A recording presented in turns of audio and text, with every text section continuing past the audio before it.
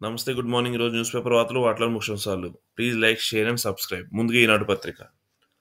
సాంస్కృతిక ప్రతీక సైనిక పాటవ పతాక మొలిసి మురిపించిన శకటాలు ప్రభువుతో కలిసి గుర్రబోగిలో వచ్చిన రాష్ట్రపతి స్ఫూర్తిని నింపిన సైనిక విన్యాసాలు.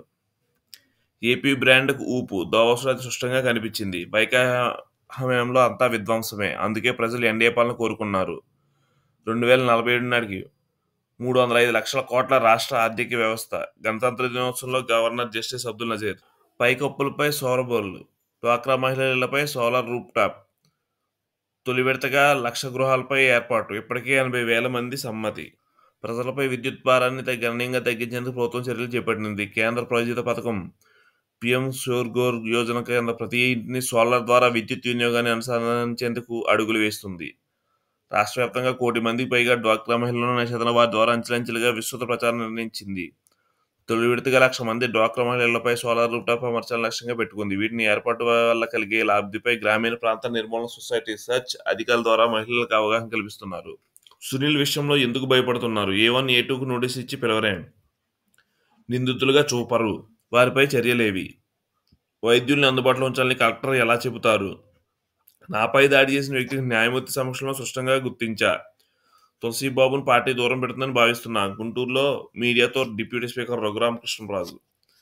నా కస్టడియల్ టార్చర్ కేసులో నిందితులు సీనియర్ ఐపీఎస్ అధికారులైన PA Sunil Kumar, ASR Anjaneyulu notice ఇచ్చి విచారణ పిలవలేదు. ఎఫ్ఐఆర్లో వారిని నిందితులుగా చేర్చినప్పుడు సస్పెండ్ చేయాల్సి ఉన్న ఆ పని చేయలేదు. వారి విషయంలో ఎందుకు భయపడుతున్నారో నేను ప్రశ్నించి చూదలుచుకున్నాను, తప్పనిసరిగా ప్రశ్నిస్తా అని డిప్యూటీ స్పీకర్ రఘురామకృష్ణరాజు స్పష్టం చేశారు.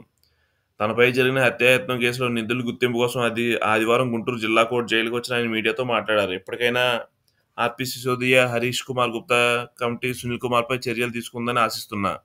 సునీల్ తన వెనుకున్న ఒక దళం ఉందని చెప్పుకుంటారు. వారిని చూసి భయపడుతున్నారా? ఇంకెన్నాళ్ళు విచారణ పిలవకుండా ఉంటారని ప్రశ్నించారు.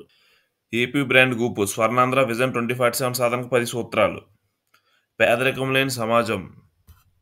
రాష్ట్రంలో ఏ ఒక్కరూ ఆకలితో ఉండకూడదు. ప్రతి కుటుంబం గౌరవప్రదమైన జీవితం పొందేలా చేయడమే లక్ష్యం. ఉపాధి కల్పన ద్వారా యువతను ఉద్యోగాల కోసం ఎదురుచూసిన వారిని కాకుండా ఉద్యోగాలు కల్పించే వారిలా తీర్చిదిద్దుతాం. ఇది ఆర్థిక పురోగతికి దోహదపడుతుంది. నైపుణ్యాలు, మానవ వనరుల అభివృద్ధి. భవిష్యత్తులో సవాలు ఎదుర్కొనేలా శ్రమిక శక్తిని సన్నద్ధం చేస్తాం. అంతర్జాతీయ స్థాయిలో పోటీ పడేలా వారిని తయారు చేస్తాం. నీటి భద్రత. రాష్ట్రంలో ప్రతి కుటుంబానికి, ప్రతి పొలానికి, ప్రతి పరిశ్రమకు అవసరమైన నీరు అందించేలా నీటి భద్రత కల్పిస్తాం. రైతు వ్యవసాయం సాంకేతిక. సాంప్రదాయ వ్యవసాయాన్ని సాంకేతికత జోడిస్తాం. తద్వారా రైతులకు అండగా ఉంటాం. ప్రపంచ అత్యుత్తమ లాజిస్టిక్స్. ఆంధ్రప్రదేశ్ తీర ప్రాంతం ప్రపంచంలో అనుసంధానించి అంతర్జాతీయ వరకానికి గేట్వేలా తీర్చిదిద్దుతాం. ఇంధన వనరుల ఉత్పత్తి వ్యయం తగ్గించడానికి క్లీన్ ఎనర్జీ ప్రోత్సహిస్తాం. పర్యావరణాన్ని సుస్థిరత కాపాడుతాం. న్యాయమైన ఉత్పత్తులు బ్రాండింగ్. మేడ్ ఇన్ ఆంధ్రప్రదేశ్ను ప్రపంచవ్యాప్తంగా హోల్మార్క్ బ్రాండ్గా గుర్తింపు పొందేలా చేస్తాం. స్వచ్ఛ ఆంధ్ర. రాష్ట్రాన్ని పరిశుభ్రంగా, హరితభయంగా తీర్చిదిద్దాం. Deep tech integration. దేనైనా జీవితంలో ప్రతి చోట సాంకేతిక ఉపయోగపడేలా చేస్తాం. అనవసర వివాదాలు జోలికి వెళ్ళొద్దు. కూటమి అంతర్గత విషయాలపై ప్రతిస్పందించొద్దు. జనసేన శ్రేణులకు పవన్ కళ్యాణ్ బహిరంగ లేఖ. 3 పార్టీల శ్రేణులు కూటమి ఆశయాన్ని కాపాడుకోవాలని సూచన. పరిశ్రమవేత్తల కల్పవల్లి అనకాపల్లి. పరిశ్రమవేత్తల నుంచి అందుతున్న ప్రతిపాదన. కేంద్ర ప్రభుత్వ రంగ సంస్థ బీడీఎల్ నిస్తాన్ ప్రాజెక్టుపై ఆలోచనలు. భూములు, మౌలిక సదుపాయాలపై అధికారులతో సంప్రదింపులు. అగ్రదేశాలకు మన ఆయుధ సామాగ్రి. అనూహ్యంగా పెరిగిన రక్షణ ఎగుమతులు. తొలిసారిగా 21,000 కోట్ల స్థాయికి మించి హైదరాబాద్ కంపెనీ క్రియాశీలక పాత్ర. రక్షణ ఉత్పత్తుల కోసం ఇతర దేశాల చుట్టూ తిరుగుతున్న భారత్ ఇప్పుడు అగ్రదేశాల వాటిని ఎగుమతి చేసే స్థాయికి ఎదిగింది. దీంతో ఎంతో ఆసక్తిగా 1,000 కోట్ల విలువైన రక్షణ ఉత్పత్తులు ఎగుమతి చేశాం. 2022-23 పోలిస్తే 32.5% అధికం. మన దేశం రక్షణ ఎగుమతుల్లో దాదాపు 75% ప్రభుత్వ రంగ సంస్థల వాటా కాగా మిగిలిన ప్రైవేట్ కంపెనీలు చేస్తున్నాయి.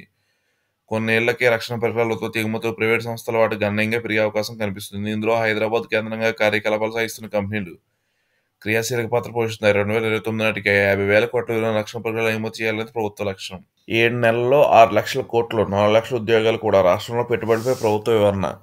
దావోస్ పర్యటనకు ముందే క్యూ కట్టిన పెట్టుబడిదారులు. ప్రపంచ ఆర్థిక సదస్సుపై మార్మోగిన బ్రాండ్ ఏపీ. మున్ముందు మరిన్ని రాక. పారిశ్రామిక అనుబంధ సంస్థలు సైతం పుంజుకోవాలి నిపుణులు. మహాకుంభమేళాకు పెరుగుతున్న రద్దీ. నాటి అరాచకాలపై దండయాత్ర. లోకేష్ పాదయాత్రకు 2 ఏళ్లు. జగన్ నిరంకుశత్వంపై గొంతెత్తని యువనేత. జనం కన్నీళ్లు తుడుస్తూ బాధితులకు భరోసా ఇస్తూ 226 రోజుల పాటు యువకాలం. అది సాగిన 97 నియోజకవర్గాల్లో 90 చోట్ల టీడీపీ కూటమిదే విజయం. యువత, మహిళా, వృద్ధులు సహా వివిధ రంగాల హామీలు, ముఖ్యంగా మిషన్ సీఎం డిక్లరేషన్, ఆయన హామీలకు సూపర్ సిక్స్ రూపం, వాటి అమలుకు ప్రత్యేక యంత్రాంగం. P4 విధానంలో పర్యాటక అభివృద్ధి, నేడు విశాఖ రీజనల్ కాన్క్లేవ్, ఫిబ్రవరిలో టూరిజం ఇన్వెస్టర్ల సమ్మిట్, సింగిల్ విండోలో ఇన్వెస్టర్లకు అనుమతి, అమరావతిలో 500 కోట్లతో రిఫర్ ఫ్రంట్ అభివృద్ధి, వచ్చే పుష్కరాల అఖండ గోదావరి ప్రాజెక్టు రూపు, ఈ వారంలోనే టెండర్, పర్యాటక శాఖ మంత్రి కందుల దుర్గేష్. బీజేపీలో చేరుతూ టీడీపీ వారిపై దాడి, ధర్మవరంలో వైసీపీ వర్గీయుల దౌష్టికం, 6గురికి గాయాలు, వాహనాల ధ్వంసం, 20 వర్గాలపై కేసులు నమోదు. Thank you.